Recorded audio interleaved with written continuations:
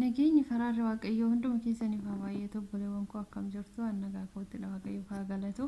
Har'a viidiyoo gabaabduu tokkoon isinitti agarsiisa. Innis miseenjara keenya feesbuukii pileestoorii irra viidiyoo guutuu isaa akkatti irra galfachuu dandeenyudha. Irra hin galfanna garuu sakandii 26 kan hin caalle 26 kan hin caalle irra nuuf hin galchu jechuudha. Garuu haala kanaan immoo viidiyoo guutuu isaa irra galfachuu dandeenya. Daqiiqaa 6 sanii olis ta'uu danda'a jechuudha. Isa sanis irra galfachuudhaaf jalqaba miseenjarii keessa galla. Miseenjarii keessa erga galle maqaa namarratti filannee keessa galla. Maqaa namaa keessa galla. Eega maqaa namaa keessa gallee akkuma miseenjar guutuu jechuudha. Bakka footoo kana tuqna. Bakka footoo kana tuqni akkanatti nuuf ba'a jechuudha viidiyoon.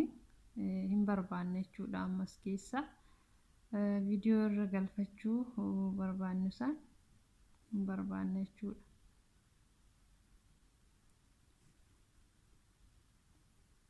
እና ቪዲዮ hin barbaaddanna viidiyoo as keessa baay'ee hin qabu kunoo kana daqiiqaa 5 fi sekondii 4 okay jennaani jala kanatti dhufee amma sind edit jedha sindi tana yoo ta'e abbichi kana irratti deema isa sanin tuyno deetii tana tuqna jechuudha. Deetii yoo tuqne akkanatti nuuf ba'a. Amma viidiyoon kun hojjechaa jira jechuudha. Sagalee saayilentii irra jira malee. እና amma jala kanatti immoo yuti mallattoon tun mallattoo ergituudha. Asitti immoo yuti sound your story jedha garanatti jechuudha. Mallattoo ergitu tana yoo ta'e namicha abbicha kana irratti deema jechuudha. Isa sanin tuqnu your story kan jedhu san tuqna jechuudha. Bakka mallattoo idoo jirtu kan isa kana tuqna. Isa kana tuqne immoo deebisee ammas akkanumatti nu dhufa. Cancel add jedhee dhufa. Cancel yoo son taane add tana tuqna.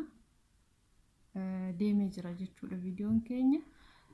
Pileestoorii keenyarra nuuf galee jira guutuun isaa jechuudha. Amma immoo yuti keessaa baanee iddoo kana galla kuno. Iddoo stories kan jette tana galla kuno dhufee jira deemaa jira.